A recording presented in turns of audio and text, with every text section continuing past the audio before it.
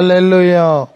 தேவனுக்கு மகிமை உண்டாவதாக. இந்த நாளில் நாம் வழக்கம் போல தேவ சமூகத்திலே ஒன்றாய் கூடி வந்து அவரை மகிமைப்படுத்தி இருக்கிறோம். விண்ணப்பங்களை ஸ்தோத்திரங்களை ஏறெடுத்திருக்கிறோம். தொடர்ந்து இம்மட்டிலும் நடத்தின தேவன் தொடர்ந்து நடத்தட்டும். அநேக ஆத்துமாக்கள் பல சூழ்நிலைகளில் உண்டு. எந்த அளவு அவர்கள் தேவ சத்தியத்திலும் ஆவியானவருடைய வெளிச்சத்திலும் நடக்கிறார்கள் என்று நமக்கு தெரியாது. இந்த இடத்துல ஒரு சூழ்நிலையை வச்சு இத்தனை ஆண்டு காலம் எப்படியெல்லாம் கடந்து நீங்கள் இதுவரை வந்தீர்கள் என்பது உங்களுக்கு தெரியும். அவர் மங்கி எறிகிற திரியை அணையாமல் அதுவரை அவர் கொண்டு வந்திருக்கிறார். இப்படியே நாம் இருந்து விட முடியாது. நாமும் ஆவியில் அனல் உள்ளவர்களாக இருக்க வேண்டும், சத்தியத்திலே தெளிவுள்ளவர்களாக இருக்க வேண்டும். நம்ம இந்த கூடுகையில் இருக்கிறவர்கள் முதலாவது பலன் அடைய வேண்டும், புது பலன் அடைய வேண்டும், பலத்தின் மேல் பலன் அடைய வேண்டும். பல அனுபவங்கள் இருக்கிறது. ஏதோ வந்தோம், கூட்டத்துக்கு போனோம், ஏதோ வாழ்க்கை நடக்குது, அப்படி ஓட்டிகிட்டு போகிறோம் அப்படின்னு இருக்க முடியாது. அப்படின்னு தான் எல்லா சபையாரும் ஏதோ ஒரு பேருக்கு அப்படி வந்து தொழுகையில் கலந்து கொண்டு போகிறார்கள். எந்த அளவு தேவனோடு நடக்கிறார், ஆண்டவரோடு நடக்கிறார்கள், ஆவியானவரோடு நடக்கிறார்கள், ஆவியினால் பலன் அடைகிறார்கள் என்பது நமக்கு தெரியாது. மற்றவர்களை நாம் விமர்சனம் பண்ணவில்லை.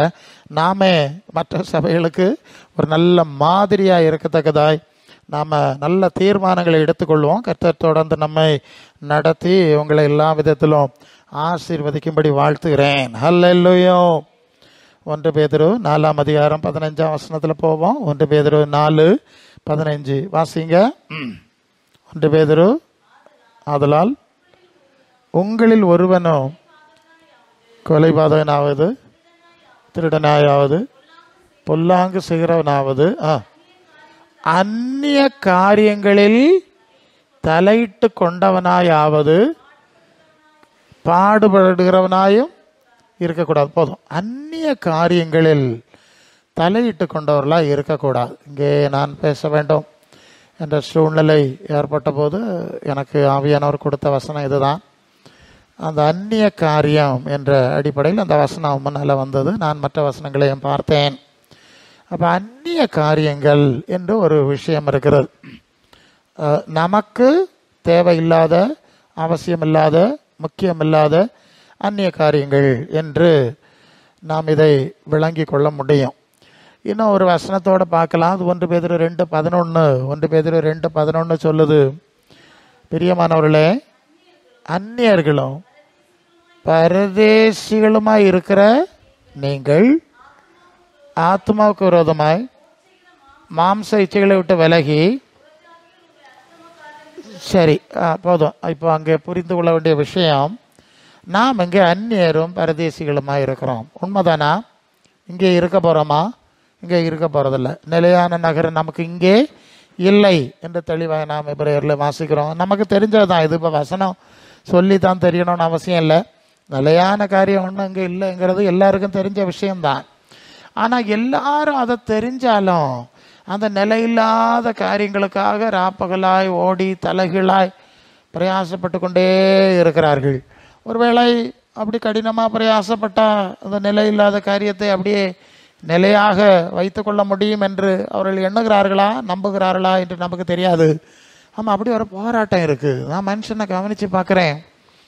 நீங்கள் 1 தீமோத்தேயு 6ஆம் அதிகாரத்தில் 12ஆம் வசனத்தில் பவுல் சொல்வார், விசுவாசத்திலே நல்ல போராட்டத்தை போராடு, நித்திய ஜீவனை பற்றி கொள்ளு, அதற்காகவே நீ அழைக்கப்பட்டாய். அப்போ போராட்டம் எல்லாரையும் பாருங்க.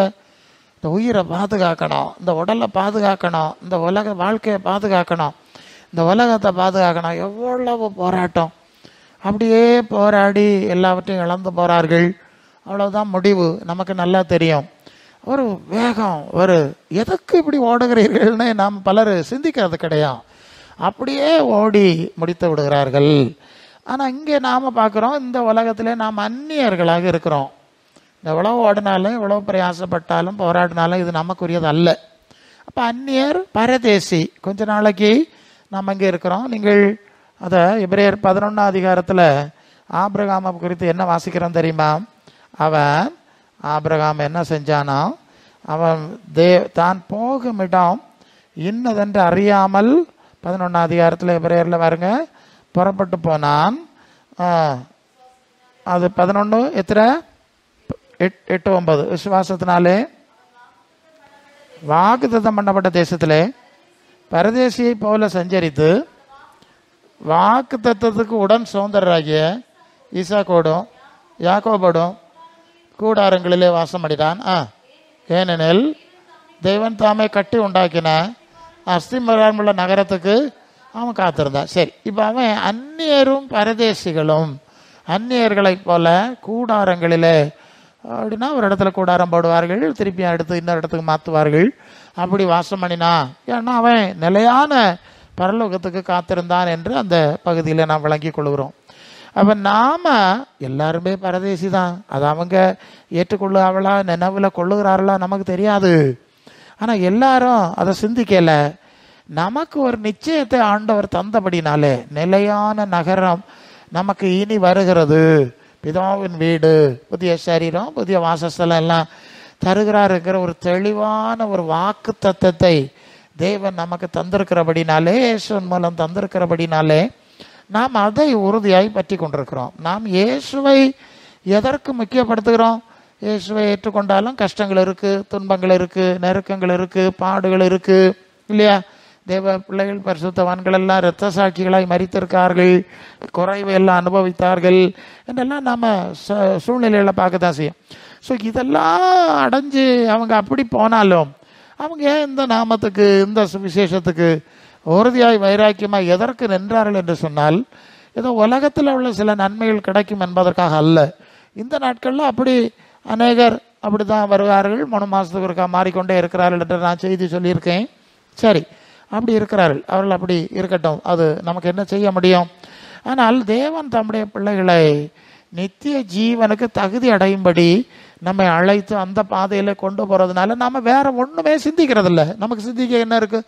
இயேசுவருக்கு இடத்துக்கு போகணும், அவருக்கு மகிமை அடையணும், அதில் கடந்து செல்லும்போது அந்த பாதையில் சந்திக்கிற சூழ்நிலைகளை சமாளிக்கணும், அவ்வளோதான் நமக்கு சிந்தனை, நமக்கு பேச்சு, நமக்கு வேற ஒன்றும் இல்லை.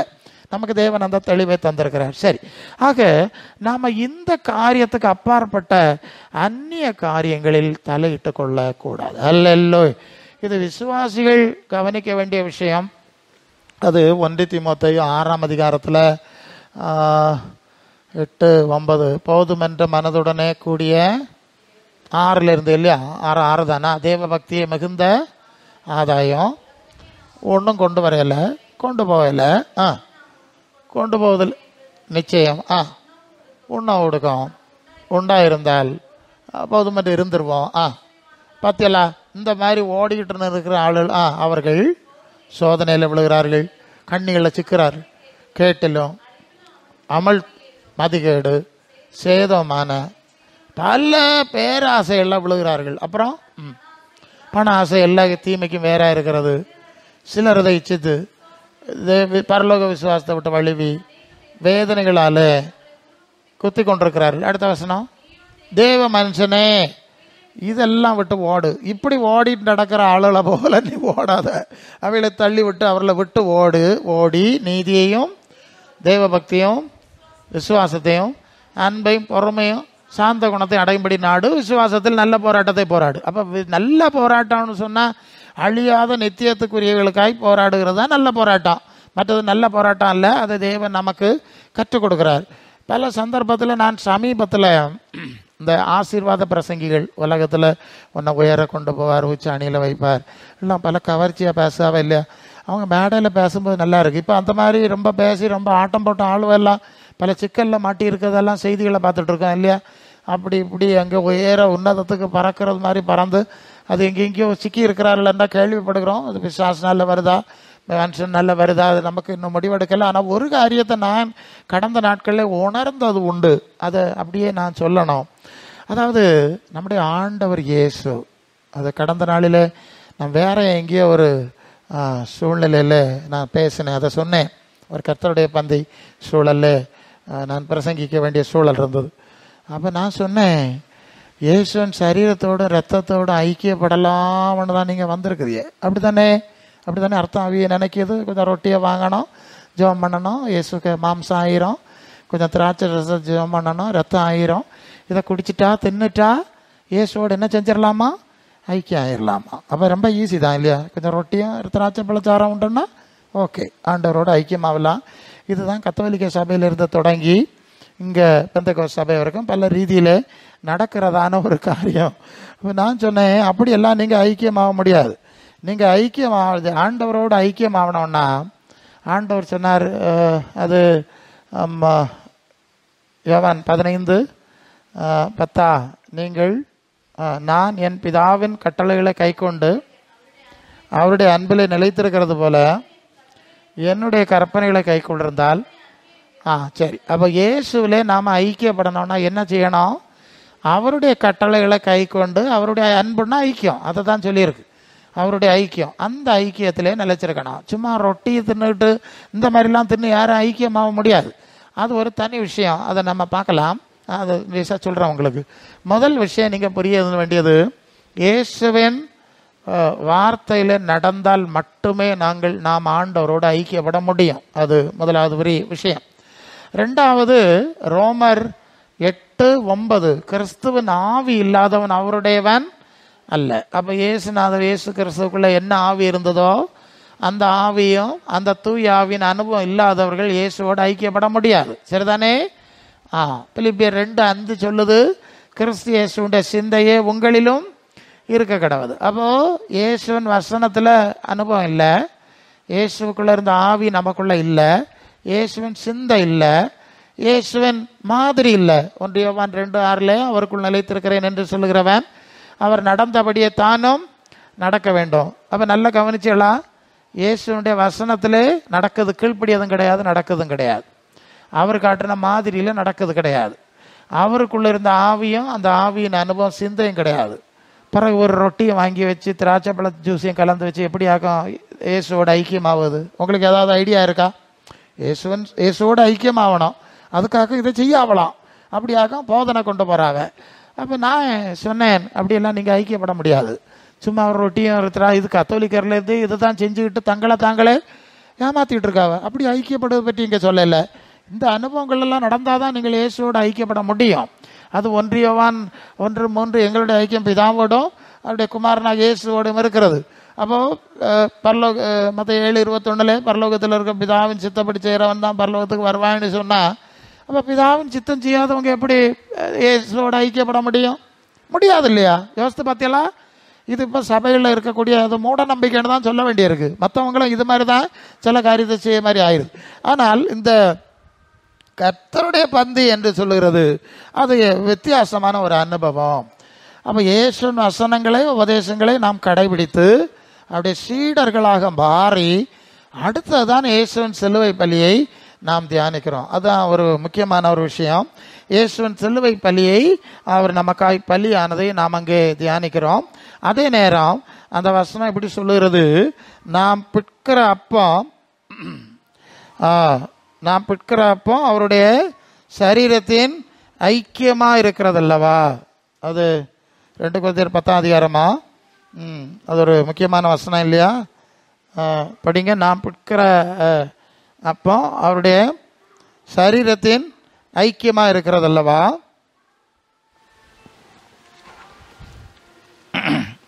எடுங்க, அந்த வசனத்தை எடுங்க, அது உங்களுக்கு தரணும். எனக்கு முன்னால் அது வருது, நான் முக்கியமாக அது 10:16 1 கொரிந்தியர் 10:16-17 படிங்க.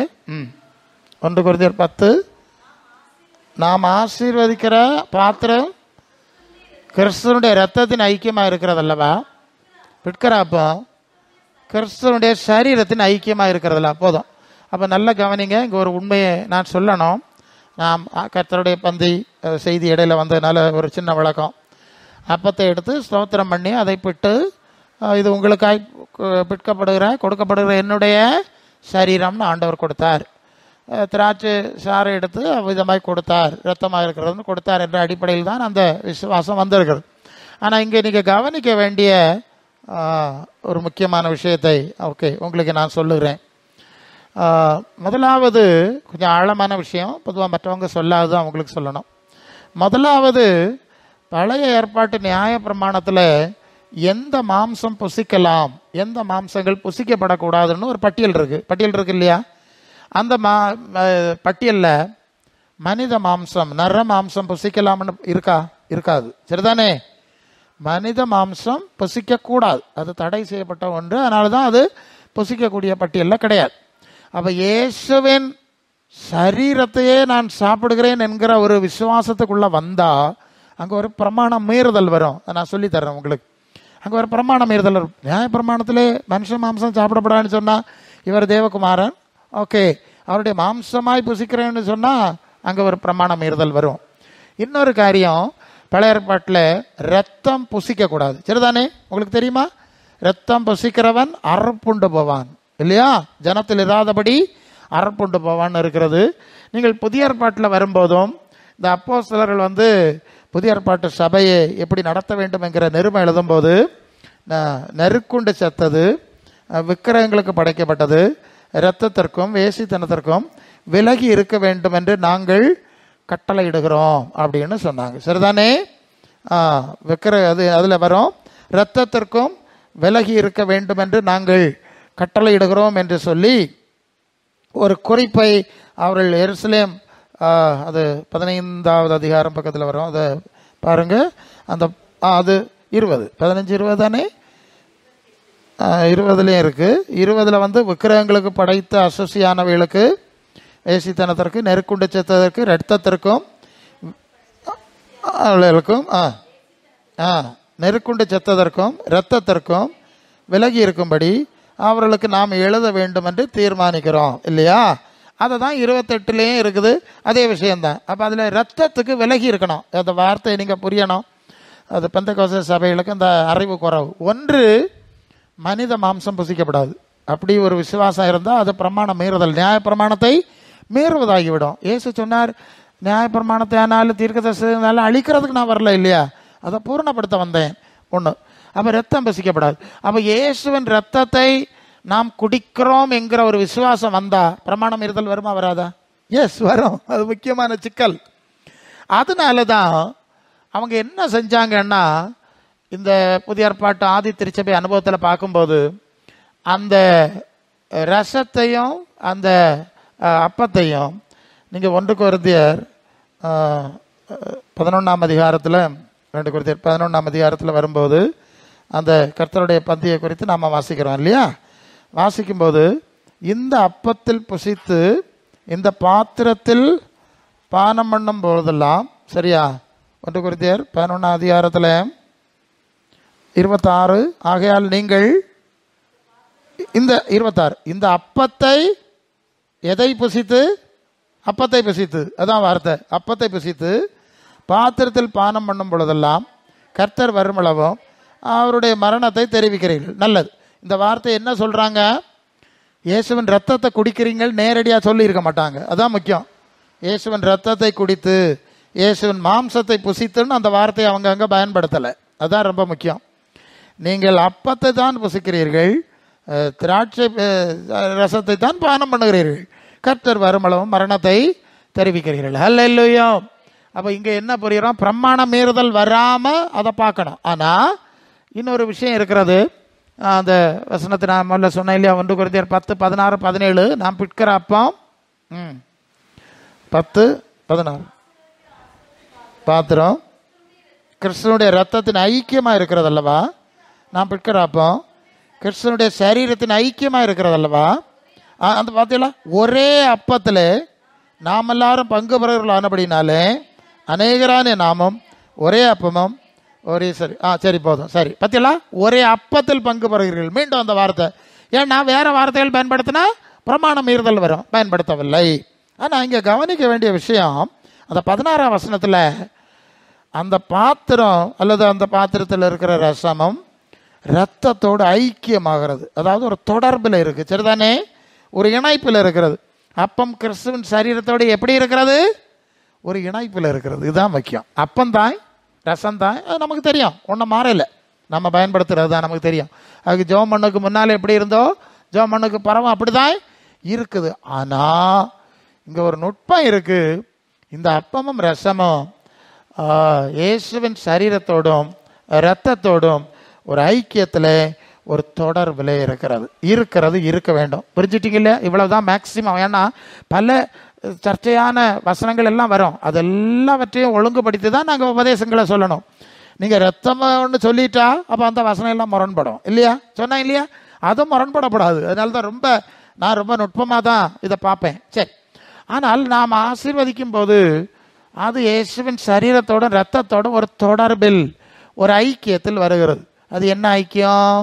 1 யோவான் 1:3 எங்களுடைய ஐக்கியம் பிதாவோடும் அவருடைய குமாரனாகிய இயேசுவோடும் இருக்கிறதுன்னு படிக்கிறோம். தேவன் பிதா எப்படி இருக்கிறார்? ஆவியா இருக்கிறார். இயேசு எப்படி இருக்கிறார்?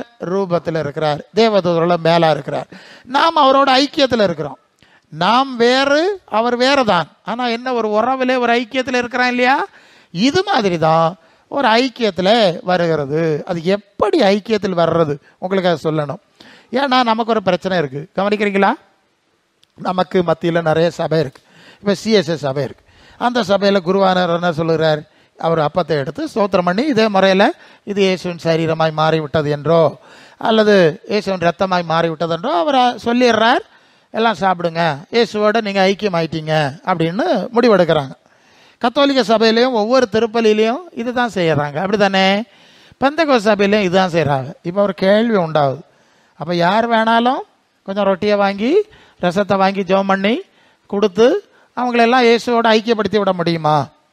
அந்த சபையில் போகிறவங்கெல்லாம் இயேசுவோட ஐக்கியப்பட்டவர்கள்னு ஏற்றுக்கொள்ள முடியும்? பெந்தகோஸ்துக்காரர்கள் ஏற்றுக்கொள்வார்களா? கத்தோலிக்க சபையார் இயேசுவோட ஐக்கியப்பட்டவர்கள் அவங்களாக தானே செய்கிறாங்க, இவங்களாக தானே செய்கிறாங்க. ஒரு சிக்கல் வருது இல்லையா? ஓகே, அது எப்படி ஐக்கியம் ஆகிறதுங்கிற ஒரு நுட்பம் முன்னால் வந்ததுனால நான் சொல்கிறேன். ஏன்னா கடந்த நாளில் ஒரு கர்த்தருடைய பந்தியில் நான் அதை பேசினது முன்னால் வந்துட்டு ஆவியானவர் தர்றதை பேசணும்.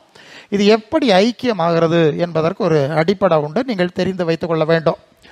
இந்த கர்த்தருடைய பந்தி என்று சொல்வது பாவ நிவாரண பலி. அதுக்கு ஒரு பின்னணி இருக்கிறது. ஏதேன் தோட்டத்தில் ஆதாம் ஏவாள் பாவம் செஞ்சிட்டாங்க. அவங்க உடனே செத்து போயிடுவாங்க. அவங்க சாவாமல் இருக்கிறதுக்கு அவர்களுக்காக வேண்டி ஆதாமுக்காக பதிலாக ஒரு விலங்கு கொல்லப்பட்டு அதன் தோல் எடுக்கப்பட்டு அவனுக்கு உடை உண்டு பண்ணி கொடுக்கப்பட்டது. சரிதானே?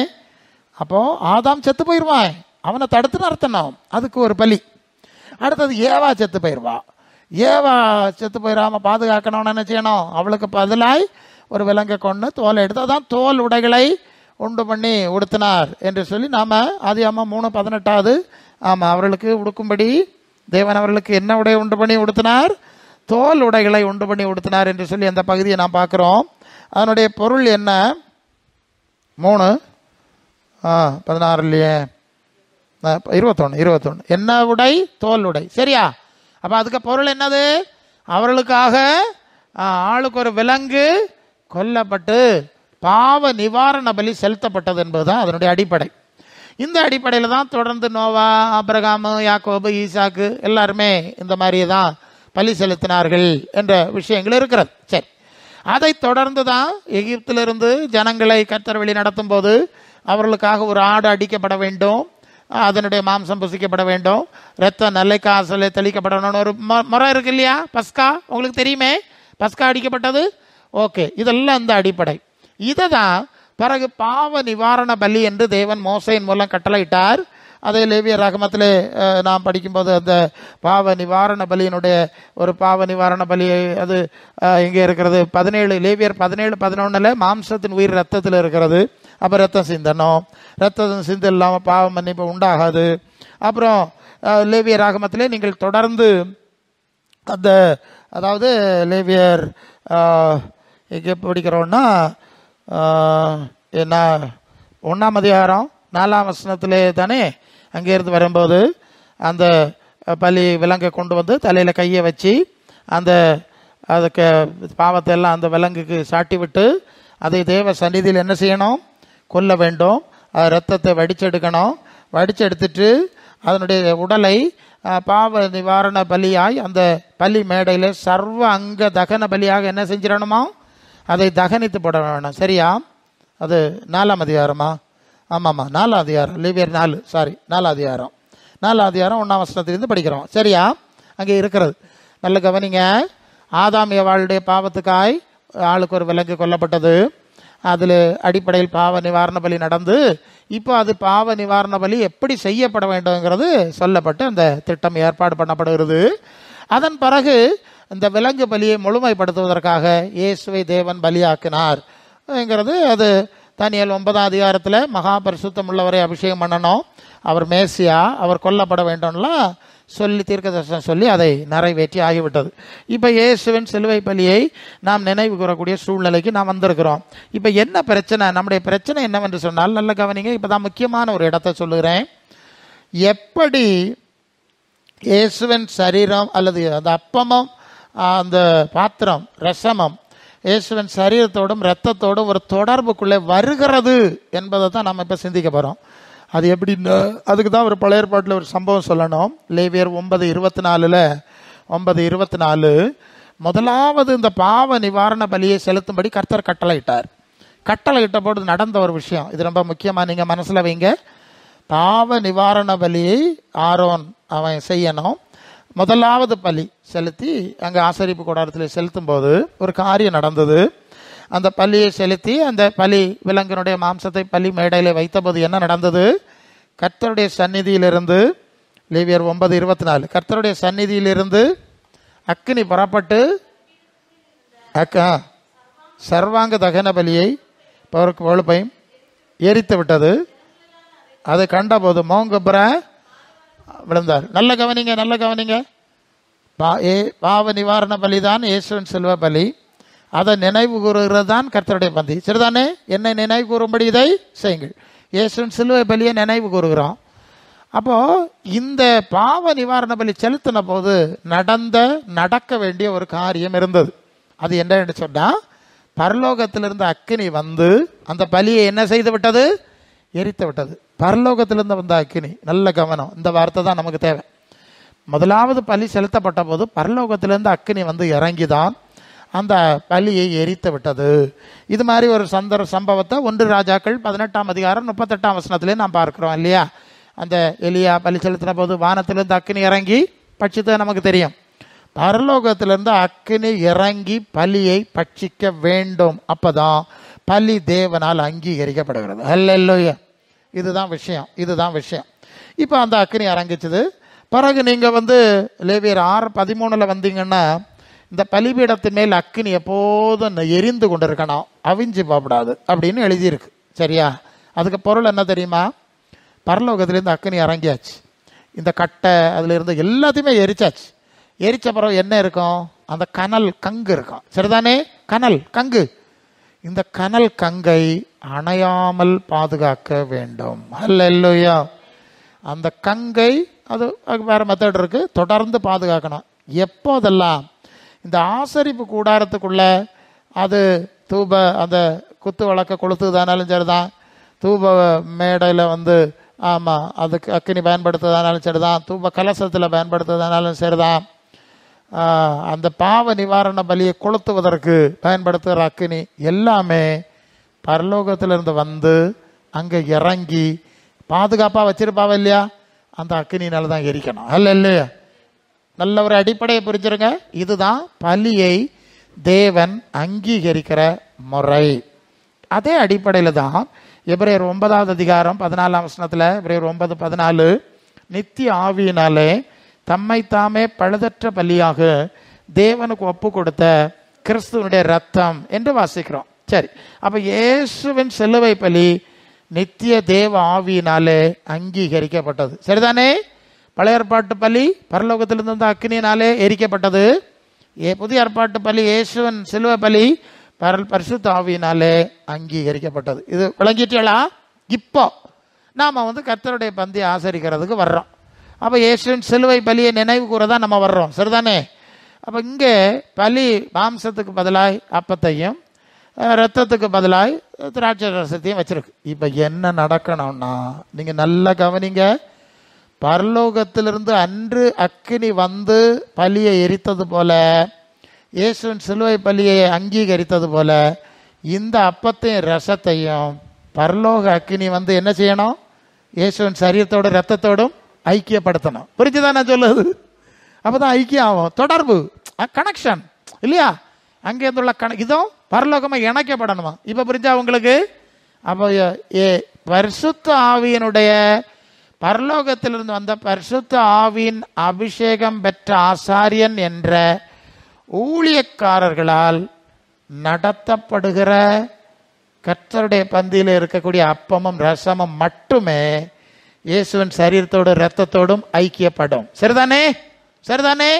இரண்டாவது, இந்த பரிசுத்த ஆவியினாலே நடத்தப்படுகிற சபை இருக்குல்ல, பரிசுத்த ஆவியினாலே உண்டாக்கப்பட்ட சபை, பரிசுத்த ஆவியினால் நடத்தப்படுற சபை, அந்த சபையிலே ஆசரிக்கிற கர்த்தருடைய பந்தி அந்த அந்த அப்பமும் ரசமும் மட்டுமே இயேசுவின் சரீரத்தோட ரத்தத்தோட ஐக்கியப்படும். புரியுதா? கத்தோலிக்க சபையில் நடக்காது, சிஎஸ்ஐ சபையிலே நடக்காது, பெந்தைக்கோஸ்தே சபையிலையும் பரிசுத்த ஆவியினுடைய அங்கீகாரம் இல்லாத இடத்துல இந்த காரியம் நடக்காது. அந்நிய அக்கினி, நீங்கள் லேவியர் 10:2 அங்கே அவன் ஆரோனின் குமாரராகி நாதாபும் அபியூபும் அங்கே ஒரு அரசியல் பிரச்சனை வந்துட்டுது, அது இப்போ உள்ளே போக வேண்டாம். அவங்க அந்நிய அக்கினி கொண்டு வந்தாங்களாம். எந்த அக்கினி? தங்கள் தூப கலசங்களில் வீட்டில் பயன்படுத்த அக்கினி உண்டில் நெருப்பு, அதை போட்டு உள்ளே கொண்டு வந்தாங்களாம். கொண்டு வந்தபோது அக்கினி பலிபீடத்தில் இங்கே அக்கினி இருக்குல்ல, கங்கு அங்கே இருக்குது, இந்த அக்கினி பறந்து போய் அவங்க மேலே பற்றி பிடிச்சு அவர்களை அழித்து போட்டது. சரிதானே? அப்போ அந்நிய அக்கினி உள்ள கொண்டு வரப்படாது. பரலோக அக்கினி இருக்கும். ஒன்று பரலோக அக்கினி இருக்கணும். அந்த அக்கினி அனுபவம் இல்லைன்னா வெறும் ரொட்டியாக தான் இருக்கும், வெறும் ரசமாக தான் இருக்கும். ரெண்டாவது அந்நிய அக்கினி. அந்நிய அக்கினின்னா என்னது? 1 கொரிந்தியர் 2:12, நாங்களோ உலகத்தின் ஆவியை பெறாமல் தேவனால் எங்களுக்கு அருளப்பட்டது அறியும்படி தேவனிடத்திலிருந்து புறப்பட்டு வந்த ஆவியையே பெற்றோம். அப்போ 2 ஆவி இருக்கா? அது உலகத்தின் ஆவின்னு நாம் எங்கே பார்த்துருக்கோம் இல்லையா? அது உலக ஆசீர்வாத அக்கினி. இப்போ புரியுதா? உலக ஆசீர்வாதம், உலக காரியம், உலக வாக்குத்தத்தம் பேசுறது உலக அக்கினி, அந்நிய அக்கினி. நிறைய வசனங்கள் நம்ம பார்த்துருக்குறோம், வஞ்சிக்கிறாள். அந்த அக்கினி இருந்தாலும் இந்த அப்பமும் ரசமும் இயேசுவின் சரீரத்தோடு ரத்தத்தோடு என்ன பண்ண முடியாது? ஐக்கியப்பட. புரிஞ்சுதா உங்களுக்கு? சும்மா ரொட்டியும் ரசமும் வச்சு யாரும் இயேசுவினோடு ஐக்கியப்பட முடியாது, பரலோகத்துக்கு போக முடியாது, நடக்காது. ஆனால் அதான் நான் மூட நம்பிக்கைன்னு சொன்னேன். ஒவ்வொருத்தரும் அப்படி அப்படி அப்படி அப்படி ஆமாம். மற்றவங்கெல்லாம் அவங்க தொழுகை தலங்களில் சில பொருட்களை பூஜைக்கு வச்சு அதை பிரசாதமாக கொடுப்பாங்க, கவனிச்சிருக்கீங்களா நீங்கள்? அங்கே வச்சுட்டு அதை எடுத்து தான் மற்றவங்களுக்கு தெய்வ சந்நிதியில் வச்ச பிரசாதம்னு சொல்லிட்டு பல விஷயம் கொடுக்குறாங்க. இது போல தான் இப்போ இது ஆகி போச்சே தவிர இங்கே இயேசுவின் வசனம் இல்லை, மாதிரி இல்லை, சிந்தை இல்லை, ஆவி இல்லை, ஒன்றும் இல்லை, வெறும் பிரசாதம் மட்டும் இருக்குது. இப்படி தான் சொல்லணும். சரிதானே? இதெல்லாம் நாங்கள் தெளிவுபடுத்துவோம். அப்படியெல்லாம் நீ ஐக்கியப்பட முடியாது. இன்னும் தெளிவாக சொல்கிறேன், அதை அப்படியே சொல்லிடுறேன், அந்த செய்தியை முன்னால் வந்துட்டுருக்கு. இயேசு யாருக்கு கர்த்தருடைய பந்தி கொடுத்தாரு தெரியுமா? ரோட்டில் போகிறவங்களுக்கும் வாரவங்களுக்கும் கர்த்தருடைய பந்தியை கொடுக்கல. சரியா? பழைய ஏற்பாட்டில் நீங்கள் பார்த்தீங்கன்னா லேவியர் 20:26 நான் பரிசுத்தராக இருக்கிறது போல நீங்களும் எனக்கு ஏற்ற பரிசுத்தராக இருக்கும்படி மற்ற ஜாதிகளை விட்டு பிரித்தெடுத்தேன். அப்போ பிரித்தெடுக்கப்பட்டவர்கள், உலகத்திலிருந்து பிரித்தெடுக்கப்பட்டவர்கள். சரிதானே? புதிய ஏற்பாட்டின்படி இயேசுவுக்கு சீடரானவர்கள். யாருக்கு கர்த்தருடைய பந்தி கொடுத்தாரு தெரியுமா? ரோட்டில் போகிற ஆளுகளுக்கு கொடுக்கல, அந்த 12 சீடர்களோட வச்சு தான் கொடுத்தாரு. சரிதானே? அப்போது மற்ற 28 கடைசி 2 வசனத்தில் சீஷராக்கி ஞான ஸ்நானம் கொடுங்கள்னு சொன்னார் இல்லையா? அப்படி சீஷராகி ஞான ஸ்நானம் பெற்றவர்கள். அந்த வார்த்தை ரொம்ப முக்கியம். ஏன்னா யோவான் 4:1 இயேசு சீஷராக்கி தான் ஞான ஸ்நானம் கொடுத்தார்.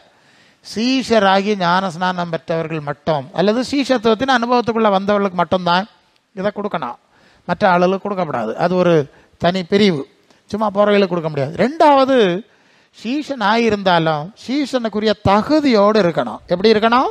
சீஷனுக்குரிய தகுதியோடு இருக்கணும். இல்லைன்னா என்ன நடக்கும் தெரியுமா? யோவான் சுவிசேஷத்தில் இயேசு அந்த 13:27, யோவான் 13:27 படியுங்கள். அந்த துணிக்கையை அவன் வாங்கின பின்பு சாத்தான் அவனுக்குள் புகுந்தான். போதும். இப்போ என்ன ஆச்சு? இது யாரு? யூதாசு. சரிதானே? அவன் சீசன் தான், ஆனால் இப்போ இயேசுவை காட்டி கொடுக்கறதுக்காக திட்டத்தில் இருக்கான். புரியுதா? சீசனான வந்தான், 3.5 வருஷம் இயேசுவோடு இருந்த வந்தான். இப்போ இயேசுவை விற்கிறதுக்கு போகிறான். அவன் எல்லாம் வாங்கி காசெல்லாம் வாங்கிட்டு வந்து உட்காந்துருக்கான். இப்போ அவனுக்கும் சில வேளை இங்கெல்லாம் சபையில் பல சூழ்நிலைகளில் நாங்கள் போகும்போது இயேசு யூதாஸுக்கும் கர்த்தருடைய பந்தி கொடுத்தார், ராபோஜனம் கொடுத்தார் இல்லையா, அப்போ பின்ன நம்ம கொடுக்கப்படாதா என்றெல்லாம் ஆர்கியூமெண்ட் பண்ணுவாங்க, விவாதம் பண்ணுவாங்க. சரிதானே? அப்போ நான் சொல்லுவேன், சரிப்பா நீங்கள் கொடுத்துடலாம், இயேசுநாதரே யூதாசுக்கு கொடுத்து பிசாசு புகுந்தா பின்ன நீ கொடுத்தா என்ன புகும்? யோசிங்க. இயேசுநாதர்கிட்ட வாங்கி போனோன்னா பேய் புகுந்தில்ல, அவன் 4 கொண்டு செத்தான் இல்லை, வயறு வெடித்து செத்து போனான்லாம் வசனம் இருக்குல்ல. இயேசுநாதர்கிட்டே கர்த்தருடைய பந்தி வாங்கினவன் தூக்கு போட்டு 4 கொண்டு செத்து வயறு வெடித்து போனா உங்ககிட்ட வாங்குறவனுக்கு நிலைமை என்ன ஆகும்? இப்படி தான் பேசணும், வேற வழியில் இல்லை எங்களுக்கு. சீசன் ஆகணும்னு சொல்லியிருக்கேன், அதனால சீசர் ஆகுங்க, பாவம் பண்ணிப்படுங்க, மனம் திரும்புங்க, இல்லையா? ஆமாம். அபாத்திரமாய் போஜனம் பண்ணுகிறவன், அது 1 Corinthians 12 என்ன அடிக்கடி நீங்கள் சொல்வீங்களா? அவங்க சபையில் தெரில. அபாத்திரமாய் போஜனம் பண்ணுகிறவன், அது 11, 28, 27, 28 கர்த்தர். அதில் எந்த மனுஷனும் தன்னைத்தானே சோதி தறிந்த அப்பத்திலே புசித்து பாத்திரத்திலே பார்த்தீங்களா? அப்பத்திலே புசித்துன்னா அங்கேயும் வரும் 28. அப்பத்தை புசித்து பாத்திரம் பானம் பண்ணுவது. ஆனால் உணர்வு இருக்கணும், இது இயேசுவின் சரீரத்தோடு ஒரு ஐக்கியத்திலே தொடர்பிலே வந்திருக்கிறது, அவ்வளவுதான் செய்ய முடியும். அது அப்பந்தான், ரசம்தான். ஆனால் ஒரு பயபக்தியாக கையாளலாம். இதுதான் அந்த அடிப்படை பொருள். அது என்ன ஆச்சு? இது நிமித்தம் உங்களில் அநேகர் 30 பலவீனர் வியாதி உள்ளவர்களுமா இருக்கிறீர்கள், அநேகர் நித்திரையும் அடைந்திரு. பார்த்தீங்களா? யூதாசை போல ஆள் வந்திருக்காவ, வந்தவர்களுக்கு நடந்திருக்குன்னு சொல்லியிருக்கு. அதனால இதெல்லாம் நான் பேச வேண்டிய வந்தது. அப்போ என்ன புரிகிறோம்னு சொன்னால், இங்கே ஒன்று, நாம் தேவனுக்காய் பிரித்து எடுக்கப்பட்டவர்கள், அந்நியரும் பரதேசிகளும் என்று வார்த்தை பார்க்குறோம். அப்போ நாம் உலகத்திலிருந்து பிரித்து எடுக்கப்பட்டவர்கள். ஆகவே அந்நிய காரியங்களை நாம் தலையிடக்கூடாது. அதான் நம்ம பார்த்துட்டு இருக்கிற செய்தி, புரியுதா? அதில் தான் இடையில இது எந்த அளவு உலகத்திலிருந்து நாம் பிரிக்கப்பட்டவர்கள். நான் உலகத்தான் அல்லேன்னு ஆண்டவர் சொன்னார். உலகத்திலிருந்து தெரிந்தெடுத்து எனக்கு தந்தவர்களுக்கு உடைய நாமத்தை அறிவித்தேன் இயேசு சொன்னார். அப்போது இங்கே நாம் அந்நியர்கள், உலகத்துக்குரிய எதுவும் நமக்கு சொந்தம் இல்லை, அதுக்குள்ளே போய் நாம் தலையிட வேண்டிய அவசியம் இல்லை. இப்போ புரியுதா? இதுக்குள்ள தான் விஷயம். ஒன்று, நாம் பரலோகத்திலே மனசை வைக்க அழைக்கப்பட்டிருக்கிறோம், பரலோக ஆவினால் நடத்த அழைக்கப்பட்டிருக்கிறோம், பரலோகத்தின் இயேசுவோடு ஐக்கியப்படும்படி அழைக்கப்பட்டிருக்கிறோம். நான் உலகத்தாலேன்னு அவர் சொல்லிட்டார், நம்மளும் உலகத்தார் கிடையாது. இயேசு சொன்னார், என்னுடைய ராஜ்யம் இந்த உலகத்துக்குரியது அல்ல, இல்லையா? யோவான் 18:36. அப்போ நாமளும் என்ன சொல்லணும்? எங்களுடைய ராஜ்யம் இந்த உலகத்துக்குரியது அல்ல, நாங்கள் அந்நியர்கள். அப்படிதான் வசனம் பார்க்குறோம். ஆகவே இந்த பரலோகத்துக்கும் தேவ சித்தத்துக்கும் பரிசுத்தத்திற்கும் புறம்பான இந்த உலகத்துக்குரிய காரியங்கள் அனைத்துமே நமக்கு அந்நியமானவைகள். இதில் நாம் மூழ்கி விடக்கூடாது. இப்போ புரிஞ்சதா நான் சொல்லுது? அதுக்கு தான் அந்த வசனம். அந்நிய காரியம், இதெல்லாம் அந்நியம். இதெல்லாம் நமக்கு என்னத்துக்கு? நமக்கு ஆண்டவர்கிட்ட போனோம், அந்த அனுபவத்தை அடையணும், அதுதான் முக்கியம். ஏதோ ஒன்றும் கொடுக்கும் அத்தியாவசியம் அப்படி இருந்தால் அப்படி நைஸாக சில கடமைகளை செஞ்சுட்டு போயிடணும். அதனால தான் அதிகமாக ஜெபிக்கவும், தேவ சமூகத்தில் இருக்கவும், உலக காரியங்களை விடுபடவும் புத்தி சொல்லுகிறோம். இல்லைன்னா நீங்கள் வீட்டில் இருந்தீங்கன்னா உங்களை சுற்றி இருக்கக்கூடிய உலகத்தின் சூழ்நிலைகளும் சிந்தனைகளும் காரியங்களை தான் உங்களை நெருக்கி கொண்டிருக்கோம். அப்படி நீங்கள் அதில் சிக்கிக்கொள்ளக்கூடாது என்பதற்காக தான் இந்த கூட்டங்களை வைக்கிறோம், ஜபங்களை வைக்கிறோம், எல்லா சூழ்நிலைகளிலும் நீங்கள் கலந்து கொள்ளும்படி உங்களுக்கு அழைப்பை விடுக்கிறோம். அல்லேலூயா. என்ன சொல்கிறீங்க? நீங்கள் அந்நிய காரியத்தில் தான் இருப்பீங்களா? இதெல்லாம் உலகத்துக்குரிய அநித்தியமான அந்நிய காரியத்தில் இருப்பீங்களா? இல்லை பிரசங்கியாரு, நாங்கள் ஆண்டவருக்குரிய காரியத்தில் தான் இருப்போம். இருக்கணும்னு சொல்லி இருக்கு. அந்நிய காரியங்களில் தலையிட்டவனாக இருக்கக்கூடாது. இயேசுநாதர்கிட்ட ஒருத்தன் சீஷன் ஒருத்தன் கேட்க, நான் அம்மா பின்பற்றி வருகிறேன், வாரத்துக்கு முன்னாலே எனக்கு அப்பா இறந்து போனார், எவ்வளோ தூரம்னு பார்த்துடுங்க, எனக்கு அப்பா இறந்து போனார், நான் போய் அடக்கம் பண்ணிக்கிட்டு வரேன். இயேசுநாதர் என்ன சொன்னார் தெரியுமா? மரித்தவர் அடக்கம் பண்ணட்டு, கல்லப்பையின் மேல் கை வைத்து விட்டு திரும்பி பார்க்குறவன் எனக்கு தகுதியானவன் கிடையாது, நீ என்னை பின்பற்றி வா, நீ தேவனுடைய ராஜ்யத்தை பிரசங்கம் பண்ணுன்னு சொல்லிட்டார். அல்ல, எவ்வளோ ஆழம்! கிடக்கட்டுட்டே இறந்து போனால் அடக்கம் பண்ணுவான், நீ வா, நமக்கு பரலோகத்துக்கு போகிறக்குள்ள வழியை பார்ப்போம், இல்லையா? மரித்தவர் அடக்கம் பண்ணட்டோன்னு சொல்லிடுவார். அந்த அளவு ஒரு கஷ்டமான காரியம்தான். அந்த அளவு இயேசு போய் திறக்கிறார். நம்ம முக்கியம் இல்லாத, அவசியம் இல்லாத, சரி உயிரோட ஒரு ஆள் இருந்தால் அவருக்கு புத்தி சொல்லலாம், அவருக்கு உணவளிக்கலாம், அவருக்கு வேண்டிய பரிபாலனை செய்யணும். நீ இறந்த பிறகு என்னது? எல்லாரும் தான் வந்துடுவாங்களே, எந்த வீட்டுக்கு வராட்டாலும் செத்த வீட்டுக்கு எல்லாரும் கூடிடுவா. யாரும் இல்லைன்னாலும் காரியம் நடக்கும். சில வேலை அப்படி தான் சொல்லுவோம், உயிரோடு இருக்க வேலை செய்ய வேண்டிய கடமை செய்யுங்க முதல்ல, அதுக்கு பிறகு மற்றதை பார்க்கலாம். செத்த பிறகு உலை போடுவதும் சத்தம் போடுவதும் மாலை போடுவதும் அது வேஸ்ட்டு தான். அல்ல இல்லையா? உலகத்தில் இருக்க வேலை கடமை செய்வோம் இல்லையா? அதுக்கு பிறகு ஒன்றும் இல்லை. சரி, ஆண்டவரும் அப்படி தான் சொல்லியிருக்கார். அப்போ என்ன, அந்நிய காரியங்களில் தலையிடக்கூடாது என்பதற்கு ஆண்டவர் எவ்வளோ அழுத்தம் கொடுத்துருக்கிறாருன்னு பாருங்கள். பவுல் சொல்லுவார், எல்லாவற்றையும் அனுபவிக்க எனக்கு அதிகாரம் உண்டு, ஆனால் எல்லாம் எனக்கு தகுதியார். சரிதானே? எல்லாத்தையும் அனுபவிக்கலாம், எனக்கு கட்டா போகுது, எனக்கு வேண்டாம், இதெல்லாம் எனக்கு தகுதி இல்லை, நான் இதுக்கு அந்நியன். உலகத்துக்கு அந்நியன், நாம் பரலோகத்துக்குரியவன், தேவ சித்தம் செய்ய வேண்டியவன், அதற்காக அழைக்கப்பட்டிருக்கிறவன், அதுக்காக ஓடிக்கொண்டிருக்கிறவன். இதெல்லாம் எனக்கு பார்க்க முடியாது. உங்களுக்கு புரியும்படி சொல்லணும். இப்போ இந்த ஓட்டப்பந்தயம் நல்லா ஒலிம்பிக்லாம் வைக்கிறார்.